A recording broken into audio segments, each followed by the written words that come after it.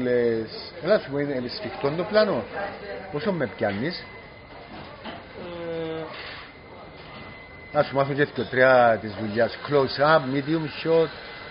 Είμαστε περίπου που δάμε. Που γιάμε και πάνω, medium shot. Έχεις λίγο που πάνω. Medium shot, ωραία. Ναι, και εκτός που λιγκρέπαιζαν και άλλα παιχνίδια. Πήγες. Παναγία μου, φοβερό παιχνίδι, παιδιά. Και άμα είναι δέχει φορές που μαζευκούμαστε. Α, πήγες μες στο κηπούιν που παίζαμε.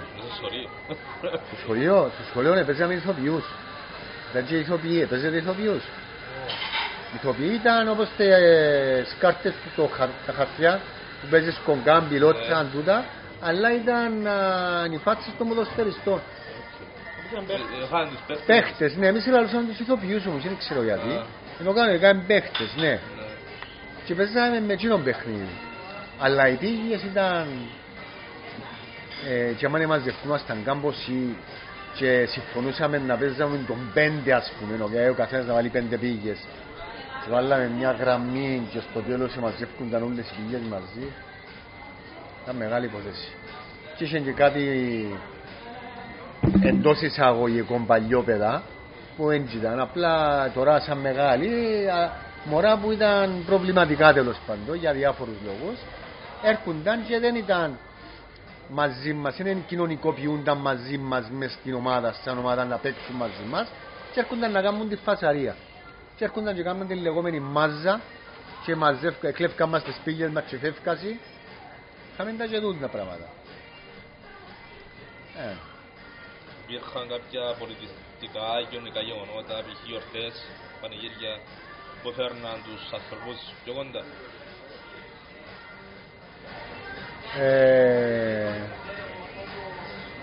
Σε τοπικό επίπεδο όχι, δεν είχαμε κάτι.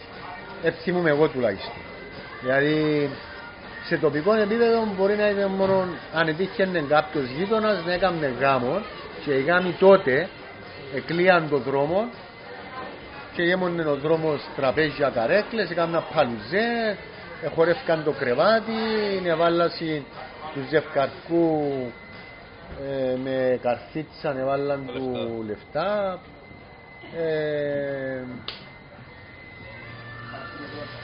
Τούτο, αλλά άλλο γεγονός σε τοπικό επίπεδο ευθυμούμε.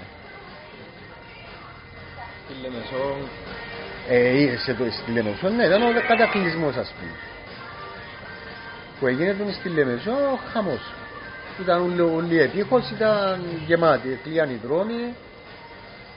Ως τον κήπο ήταν... Είχε παιχνίδια όπως γίνονται τώρα, γίνονται και τότε. Άρα έχει κατακλυσμό όμως, έχει την Πάχο να πούμε εγώ.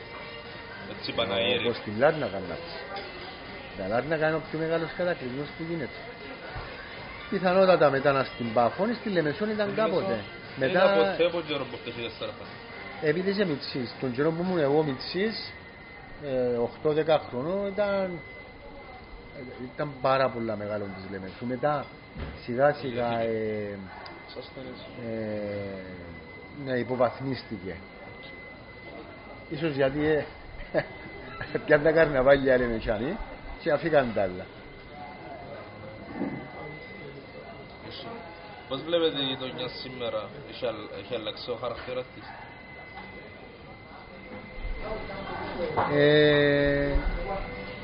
Ιδιαίτερα θα πω ότι άλλαξε. Διότι τα σπίτια που υπήρχαν υπάρχουν. Και λίγα σπίτια χαλαστήκαν και μπορεί να γίνει και κάποια μικρή πολυκατοικία τριόροφη. Ή το ίδιο το Συνεβόλος έγινε και τώρα υπεραγορά. Το Κηπούιν υπάρχει ακόμα και αναβαθμίστηκε, γίνει και πολλά πιο ωραίο, ενώ τον καιρό μας δεν ήταν έτσι το Κηπούιν. Τα χωματσές και κάτι τεχνίκια τέλος πάντων ασυντήρητα, μπορεί να πω και επικίνδυνα.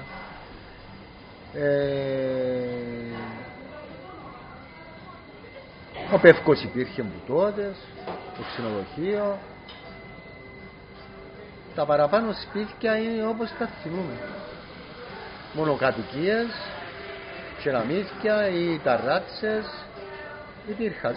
Κάποια όμως, αλλά δεν μπορώ να πω ότι άλλαξε πάρα πολλά την περιοχή, όχι αυτά το λέγα. Έχετε κάτι που να το δείτε και να πείτε κάποτε δάμε.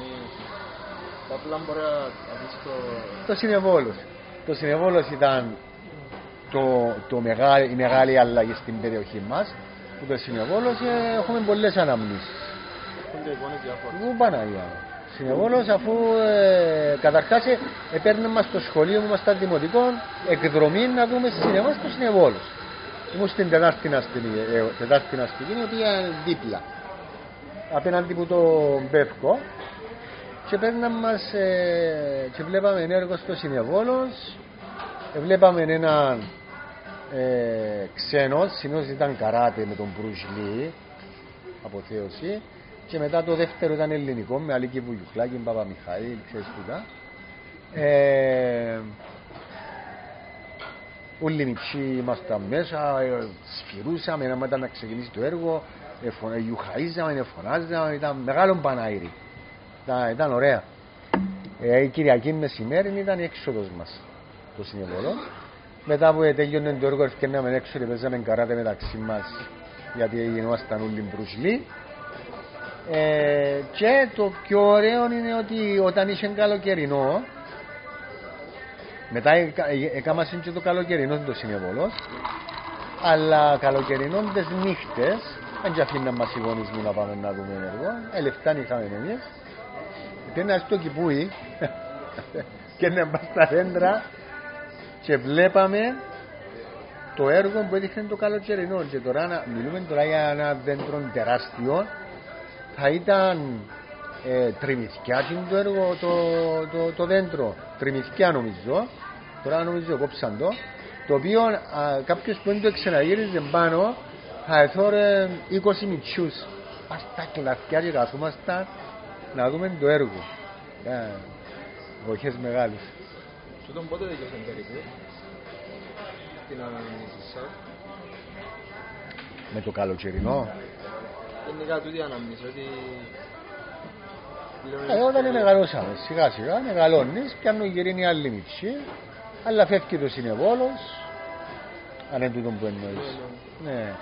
Κοίταξε, τούτα ήταν της ηλικίας όταν ήμουν 7-8 ως τα 11-12. Μετά μπαίνεις στην εφηβεία και είναι άλλα ενδιαφέροντα μετά. Μπορούσαμε τους κορούς που πίσω μετά, άμα μπεις στην εφηβεία. Πιάνναμε τις λαντούες μας, ήταν άλλαξε ο τρόπος ζωής μας. Στην ηλικία των 12-13 μετά ξεκίνησε το ποδόσφαιρο, έπαιζε μάπα μεταξύ μας και κάθε γειτονιά είχε την ομάδα της. Και ήμασταν οργανωμένες, είχαμε και φανέλες, παντελόνια, παπούτσια, είχαμε στολίδια, οργανωμένα πράγματα. Και μαζευκούμασταν και με πουν του φίβου μοτορ, και άκουν το σάρτους κόλλες τώρα, παλιά και με είχαν γήπεδο. Ήταν το γήπεδο το δικό μας, της πάνω γειτονιάς. Και έρχονταν οι άλλοι ως φιλοξενούμενοι και παίζαμε ποδόσφαιρο, μιλούμε για πρωτάθλημα τώρα, όχι πελάρες. Θα ήμασταν καμιά 10 ομάδες. Είχε πολύ ζόρι. Είχε φορές που παίζαμε και ξύλο. Γιατί είχε αδικία μέσα. Η ομάδα ήταν? Η ομάδα, ναι, σ' άκουσα. Ονομαζότα... Θυμούμαι τώρα, νομίζω και είχαμε όνομα. Σε σχέση με τη γειτονιά, αποκλειστικά. Τα άτομα που έπαιζα στην ομάδα σας. Ναι, της γειτονιάς άτομα. Ναι, μα εννοείς να έρθουν από άλλες γειτονιές. Όχι, δεν έρχονταν. Ήταν αδικία καταρχάς. Ήταν η γειτονιά μας και οι μητσοί της γειτονιάς έκαναν ομάδα. Να φέρουμε άλλους. Δεν είχε μεταγραφές με ξένους. Αλλοδαπούς δεν πιάνναμε. Ήταν της γειτονιάς. Μετά η άλλη γειτονιά, εγώ ήμουν η γειτονιά που πάνω από το Συνεβόλος. Είχε γειτονιά που ήταν που κάτω από το Συνεβόλος. Και είχα στην άλλη ομάδα.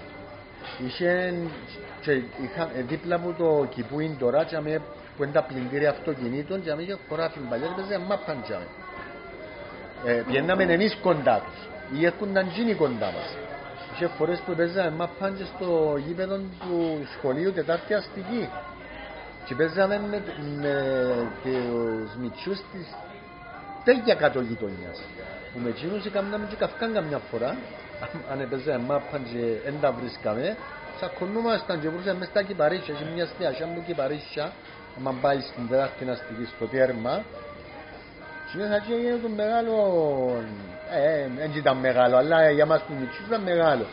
Να σε βουρήσουν, να με βουρείς, να σε πιάσουν, να δεχτούμε, ας πούμε, γιατί έγινε και ένα δικαία στη μάπα. Είχε πολύ κατάσταση.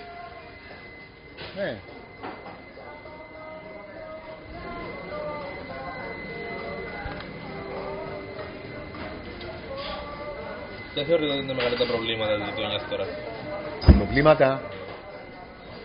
Μα έχει προβλήματα τώρα η γειτονιά μας. Τους μετανάστες, Σαν τι? μετανάστες, εγκλήματα. Όχι ρε φίλε, δεν έχουμε. Οι μετανάστες είναι παντού. Έχει, αλλά δεν το πείσα κανέναν ιδιαίτερο πρόβλημα, όχι. Όχι, δεν έχει ιδιαίτερο πρόβλημα. Ούτε δεν έγινε κάτι.